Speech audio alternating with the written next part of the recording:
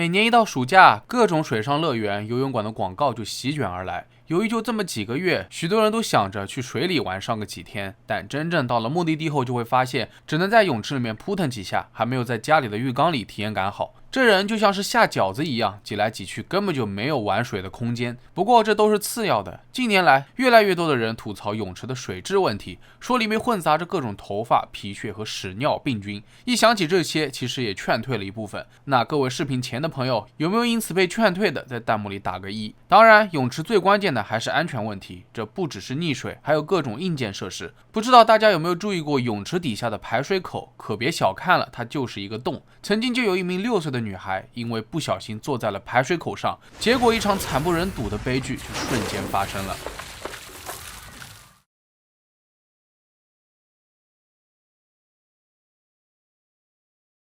2007年6月29日，来自美国明尼苏达州艾迪纳的阿比盖尔·泰勒跟随父母和另外几个家庭一同来到了圣路易斯公园的一处高尔夫俱乐部游玩。这里除了高尔夫球场之外，还有一系列休闲娱乐项目，就比如孩子们最爱的泳池。晚饭过后，孩子们玩水玩累了，都跑去洗澡。除了阿比盖尔，他还恋恋不舍地留在泳池里面。由于儿童区的水比较浅，他也只是坐在水里，因此父母并不担心，只是催促着喊他赶紧上岸去洗澡。没多久后，阿比盖尔便站了起来，但他好像有些没站稳，走几步路就摔倒在了泳池的排水口上。紧接着，他的臀部就被一股超强的力量吸进了泳池底部的排水口缝隙。这一切发生的非常突然，阿比盖尔的父母赶忙跑去查看情况。表面上来看，女儿好像啥都没发生，但她嘴里不停地喊着肚子疼，肚子疼，而且还能清楚地告诉父母发生了什么问题。随后，女儿的身后出现了一滩血红色的东西，父母吓了一跳，仔细一看，那竟然是一大段被抽出体外的肠子。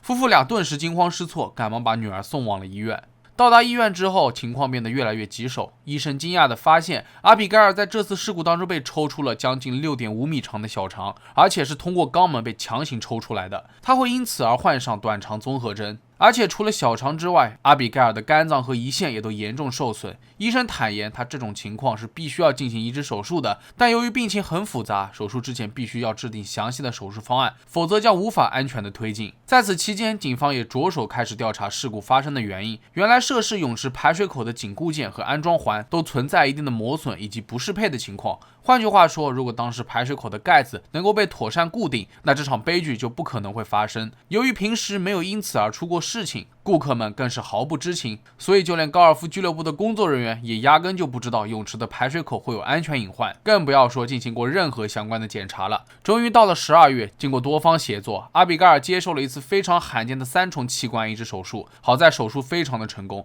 但他依然无法正常的进食饮水，只能依靠肠胃外营养的支持。一方面，医生非常同情这位女孩的遭遇；另一方面，医生也不得不感慨，这简直就是医学奇迹。她不仅没有当场死亡，还撑过了如此复杂的手术，康复速度也很快。只不过医生无法预料到未来会发生什么，毕竟这种事情发生的概率，可能普通人这一辈子都不会遇到。还好，只要他活着，就还有希望。可是这条康复之路异常坎坷，对于阿比盖尔来说，最快乐的时光就是有朋友去看他，他们一起谈天说地，仿佛灾难从未降临到他的头上。然而，美好的时光才过了几个月，阿比盖尔的情况不仅没有转好，还出现了移植后淋巴增生性疾病，这是一种器官移植后的并发症，需要进行化疗。除此之外，阿比盖尔还面临许多感染问题。时间来到了第2年，也就是2008年的3月，新移植的器官已经开始衰竭。最糟糕的是，阿比盖尔的身体开始排斥器官，医生不得不为他进行渗透析。就这样，小小的身体经历了无数次感染，阿比盖尔坚持完成了16次手术，可惜依然没能留在世上。他的故事也给所有人都敲响了警钟。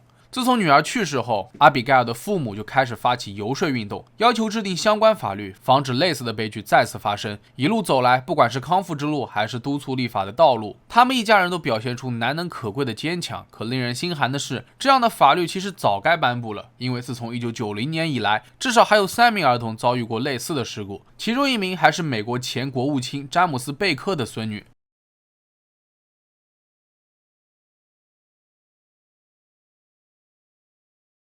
2002年6月，7岁的弗吉尼亚·格雷姆·贝克正在参加派对，他正坐在热水浴池的排水口管道上面。谁能想到，突然之间，弗吉尼亚就被死死地卡进水里了，他根本无法挣脱这强大的吸力。此时，母亲南希立刻跳下水，设法把他拉开。但这股不知道哪来的吸力实在是太过于强大，死死地把他吸住，直到他没了动静。要知道，弗吉尼亚从3岁开始就能独自游泳，还是社区游泳队的成员，可天有不测风云，这名小小的游泳健将最终死于溺水。看着死在自己怀里的女儿，南希整个人也接近崩溃。意外发生之后，警方立刻介入调查。虽然弗吉尼亚最后的死因是溺亡，但最根本的原因是排水口故障，导致强大的吸力拖拽住了他。后来，母亲南希开始致力于倡导游泳池和水疗中心的安全，她还试图利用弗吉尼亚祖父的政治影响力，努力游说国会，通过立法去规范所有泳池和水疗中心的安全装置。其中最重要的一条就是安装圆顶形状的排水口盖，这样可以最大可能避免儿童的身体被卡住。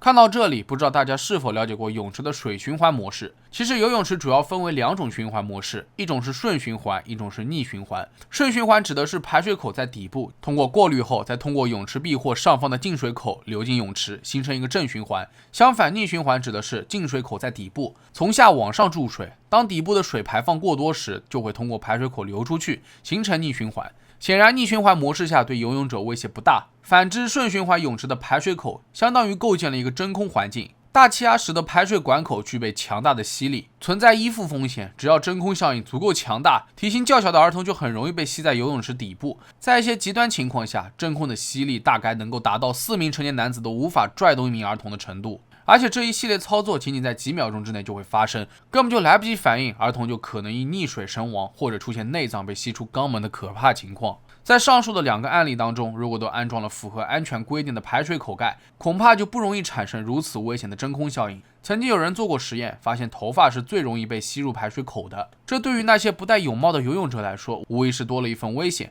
另外，儿童较为细小的手指、脚趾也容易被吸入。在这2起事故发生之后，有记者走访了美国23家知名酒店，他们发现竟然有16家酒店的泳池都不符合安全标准，剩下的要么是排水口盖没有拧紧，要么就是压根没装。另外还有9家汽车旅馆的调查数据更为糟糕，只有3家安装了排水口盖，而且都已经严重老化。在被告知安全隐患后，这些酒店负责人才意识到问题的存在，并进行整改。除了游泳池的水循环模式是一方面，排水口盖的材料问题也不容忽视。除了要选择符合国家标准的材料之外，泳池排水口格栅的间隙要尽可能的小，不能使用像铁丝网等易变形的材料。当然，每个排水口附近都得有明确的安全标识，工作人员也必须留意该区域是否有人接近，尽可能的避免发生不测。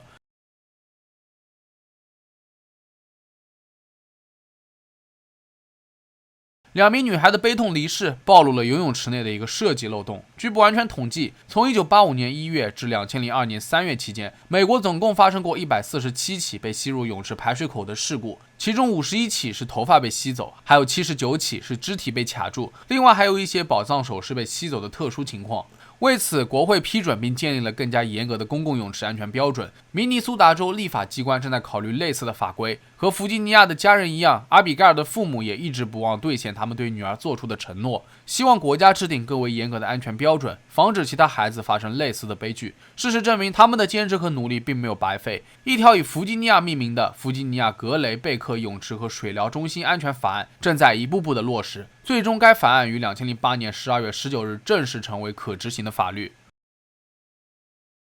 那么现在正值夏天，又到了每年溺水事故的高发时刻。我记得以前学校总会在放假前发一张有关于安全教育的注意事项，但每年暑假仍然会听到许多令人痛心的溺水新闻。我们都知道野泳是肯定不可取的，但室内泳池的安全隐患同样也不容小觑。不知道大家有没有听说过类似于游泳馆顶棚塌陷的新闻？而原因是室内空气潮湿，又处于长期封闭的状态，所以加快了金属结构、建筑材料的腐蚀和变质。虽然这听着很离谱，但仔细想来，如果疏于维护，时间长了，类似灾难确实是难以避免的。所以大家在选择游泳馆或者水上乐园时，一定要擦亮双眼。除了卫生条件合格之外，还要看空气和水质的质检报告是否通风良好，以及从业人员的资质是否配备了救生员等等。那好了，本期视频到这里就结束了。无论是哪种放松方式，希望大家都能够保证自身安全的前提下玩得开心。那如果觉得视频做得还不错的话，也别忘了点赞、收藏和转发。我是郑冉，咱们下期视频再见吧。